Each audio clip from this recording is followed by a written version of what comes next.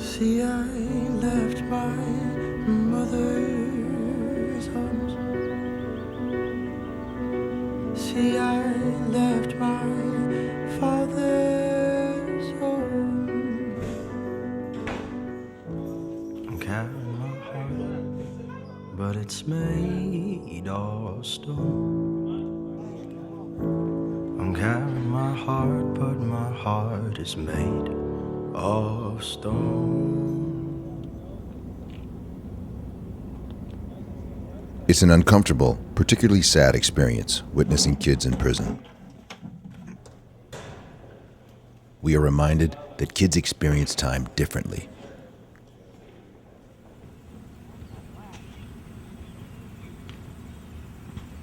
But sometimes removing a child from their family situation becomes necessary for a wide variety of reasons. And whether that experience includes the juvenile justice system or foster care system, one fact remains consistent.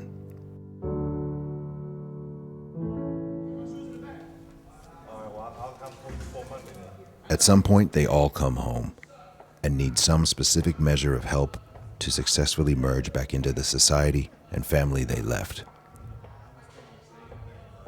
Like when he come home, we gonna have him. We got this set up for him. Like we gonna help him out with this and that. Like so that's why I'm not worried for real. But I still gotta have a plan myself for when I return. Although we've seen a lot of changes occurring in Ohio, we've seen a huge reduction in the number of kids that go into DYS. But the latest statistics show that almost half of the kids that come out of DYS are going to recidivate and either end up back in DYS or in an adult prison within 3 years. That's just unacceptable. Reentry planning should begin the day that child is taken out of the home, the day that child enters an institution, and that should always be at the forefront of the treatment planning and the services delivered to that child. And I don't feel like that happens nearly enough. The Children's Law Center sat down with 4 kids to discuss their particular reentry struggles.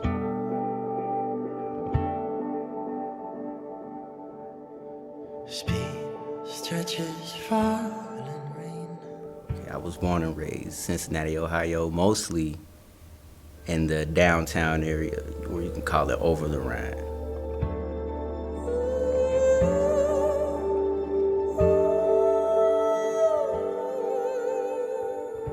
The neighborhood of over the Rhine is tough. It's tough since I can remember, like shootings, drug dealing.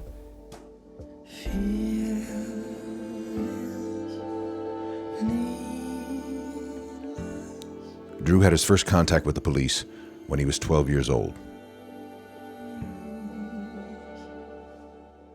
At age 13, Drew was sentenced to 7 years in a state correctional facility.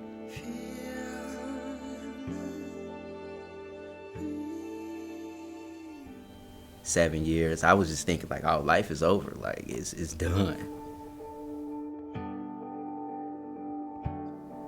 When you get out here, it's like like different time zones basically, and you gotta switch ASAP. As soon as it's like an immediate switch. As soon as you step out the doors, life hits you.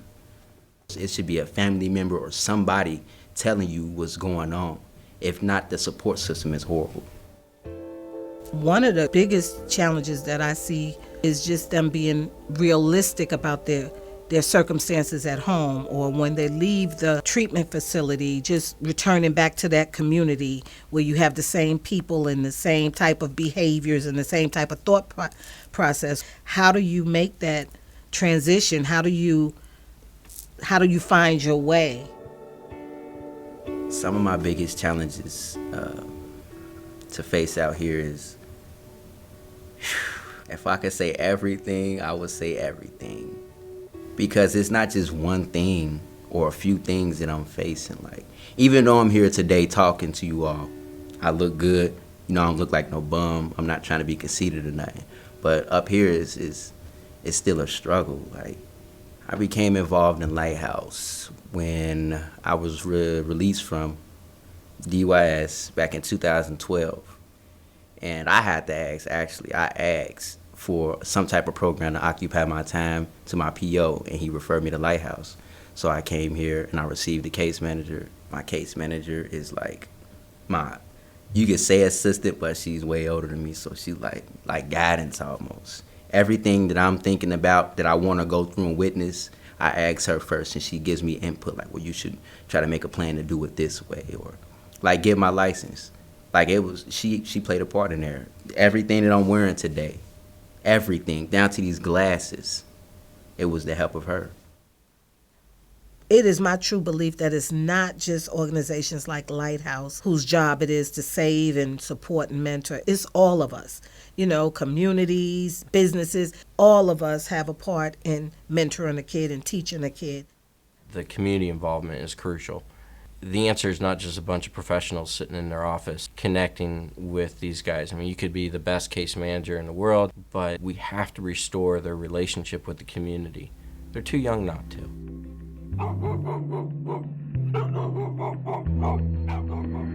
I was in foster care for about 4 years. I was in 37 different foster homes. I went in at the age of 4. My mom didn't like having children. Alan was adopted at age 10 and was physically and sexually abused in that home. I mainly got in trouble at school, so I wouldn't have to go home. I've been out for about 6-7 weeks, and it's been a struggle. I've been living with my grandmother, and I feel that I'm not even wanted there because I have no way to pay for anything. I don't have food stamps. I don't have, any kind of income. Getting a job is so hard without ID. Transitioning out with just $87, they were supposed to give me an ID. They did not give me that. So coming out with no ID, you can't even show who you are. The thing that we need most is community connection. We just need to feel that we're wanted back. Instead of, oh, you got a felony, you're a bad person. No, we're not. We made a mistake. After I got kicked out, it was starting to get colder. The sun was starting to go out, and it was like the nights were awful. Like I was so cold, I didn't have anything with me. I started meeting people, and there's some guys out there that when they want something, they're gonna try to get it. I found out that this was a good way to protect myself. MJ was adopted after her parents lost custody of her and her siblings due to abuse and neglect. Most people my age who were in my situation, we tend to go through a lot, but it's just us. And most of us don't have a family we can go to. Once I got released, a teacher that was a teacher of mine in high school, she had also testified for me in trial. And her and her husband, they offered for me to stay at their house. Like they said, you can come live with us. I was in their Christmas card, like that was their family. I felt good. Lance's mother left him and his sister. His father was in prison, and he was sent to live in an unstable household. He ran away and eventually was placed in a group home through the child welfare system. He then wound up in the criminal justice system. I see Lance struggling a lot with, I'm not going to say depression necessarily, but he'll call me every once in a while and be upset about the situation and be like, what should I do? And I tell him, you just need to talk to somebody. Like, you have to be able to talk to people. You can't bottle it up. You have to talk. Having a support system when I got out of jail, having people that really were there for me, that's huge. Like, if I didn't have any type of support system, I don't know where I'd be right now. When I got out, I was able to find work. I was able to find everything I needed, really, because I had my family was still there. So whatever I didn't know, they pulled me to the side like, hey, this is how you do this. You can go downtown and talk to them, get a birth certificate. That was one thing, too. Like my birth certificate and Social Security, I didn't know how important that was until I got out. Grown people stuff, making sure you keep up with paycheck stuff, simple stuff like that was stuff that I wasn't ready for. Like, oh, you got to keep this to taxes, and it just started building up, and that's when it fell on me. Like, oh, this is life. Like, forget worrying about, like, the happiness of being out. I got to live. I got to get back on track. And that was one of the hard things. That was hard.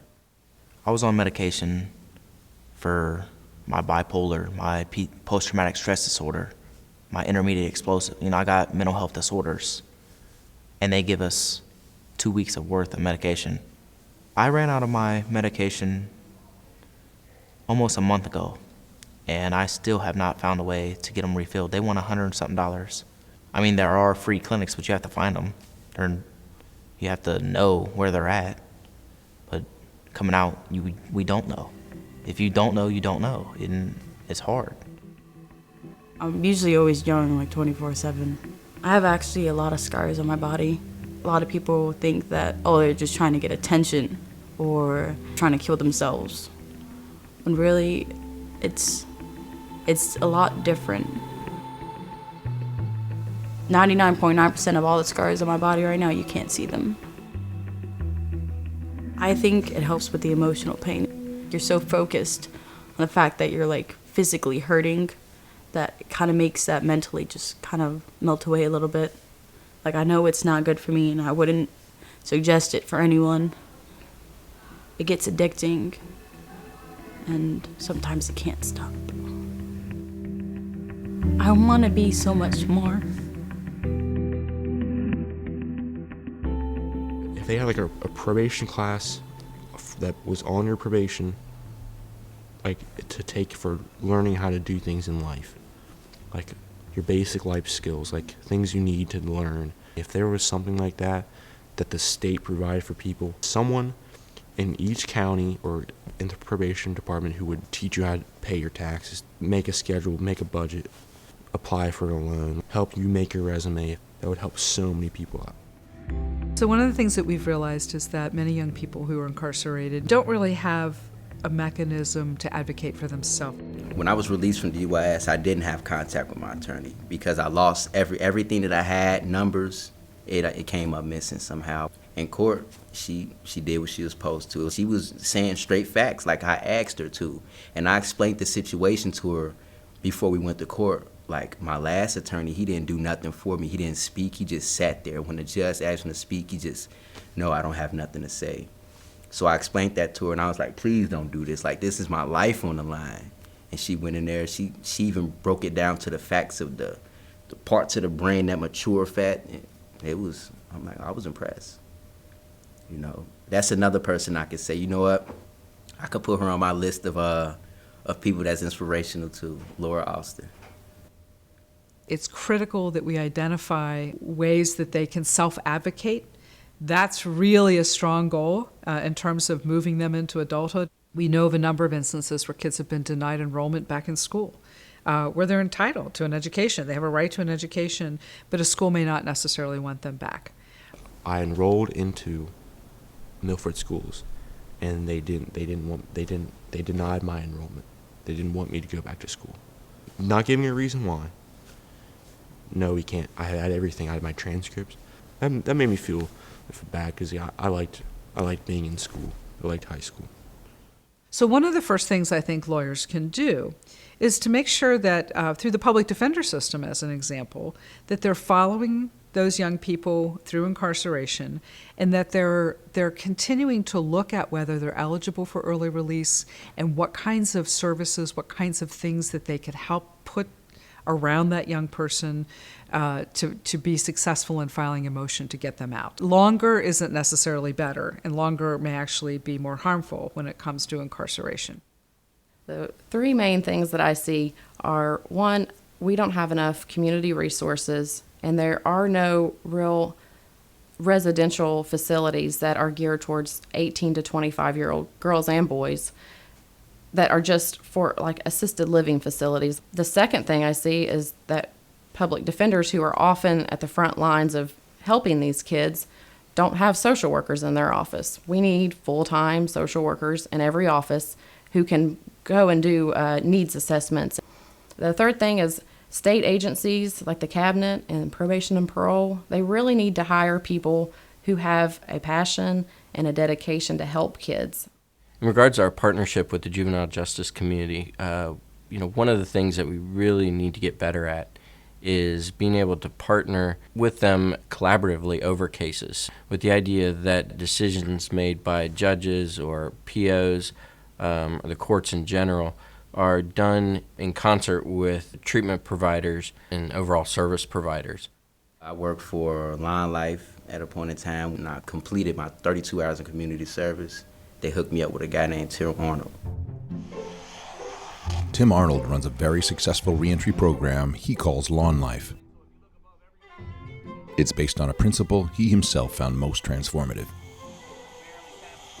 I realized in 2006 the value of hard work. It was a dirty, nasty factory where we made steel, and it was really out of my character, but by that point in my life I was willing to try anything to kind of see where it would take me in a different direction, hopefully, and it did. By the time I was 11, I was charged with breaking and entering, and it wasn't the corner store for candy, it was for guns. So I got a felony when I was 11 years old. And between 11 and 18, I was charged with 27 different felonies and convicted of them, and sent to every possible program or state facility that the state of Ohio offered. So that was my life. You know, Tim Arnold is an example of an individual that's gone through the system, and now he has had more than 450 kids go through this program. You know, I think we underestimate sometimes how much support and basic needs that these young people have. So what I like about programs like Lawn Life is that they acknowledge that they start with some real basics, and that they're very accepting of where these kids have been and what they've been through. That's really critical for these kids to be able to stick with it and feel safe there. The thing that's lacking, or at least coming from someone who's grown up through the system, everybody tells you to get a job, but nobody really gets you a job, gives you a job, or shows you the benefits of the job. And I don't care about your records, your background, because a lot of times that becomes a stigma that holds people back. Just come work and watch your life evolve, and because it did for me. If these kids understand the importance of work in their lives, and truly understand how important it is to work, then they'll have normal lives. We help them open bank accounts, get their driver's license, get an apartment, and you can actually watch in a lot of the guys the transition from juvenile to adult, and they really are feeling like men for the first time in their lives. It's not a handout, it's not a freebie, you have to earn it, and we're not just giving out fish, we're teaching these guys how to fish.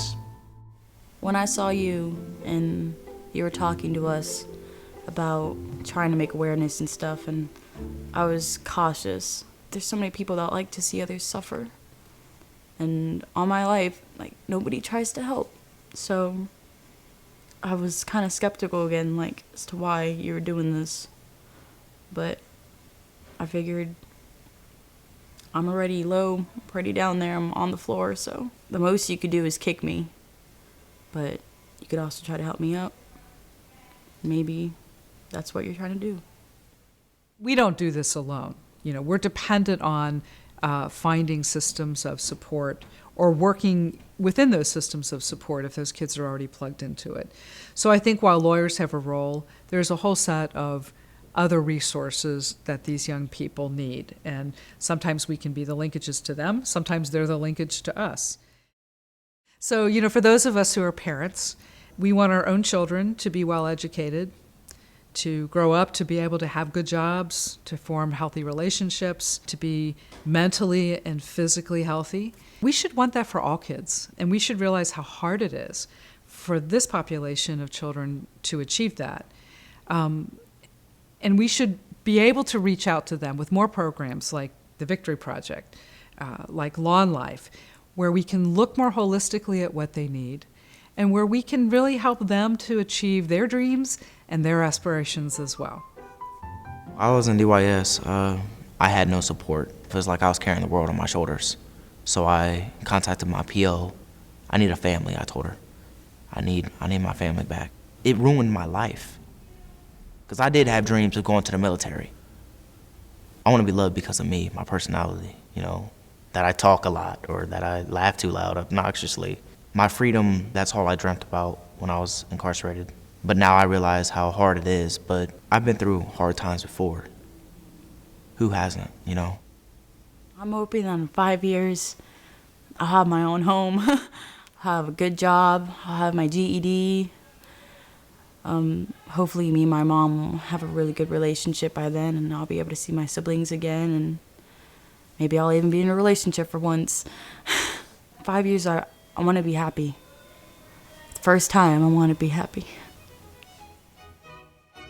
You know, I see young people who, while they're in crisis, have great potential. And then it takes really having a lot of different stakeholders, not only understanding, but caring about this population, being flexible and being understanding in terms of how we develop service delivery systems around them.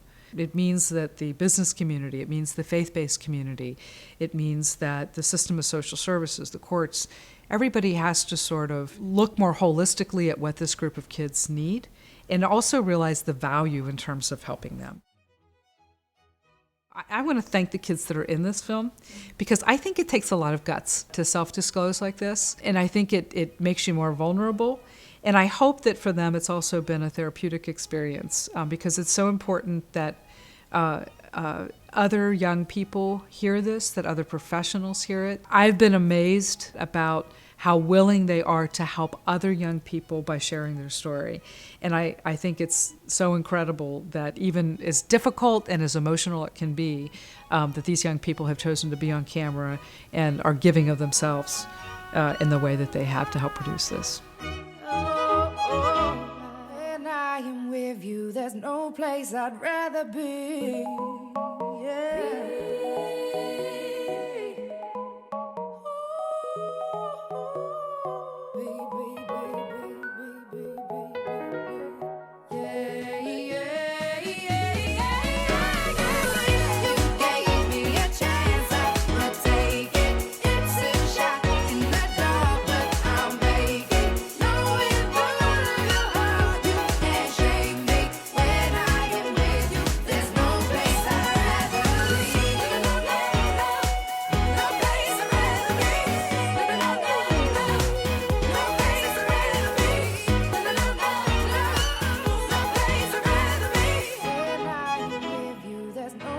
I'd rather be.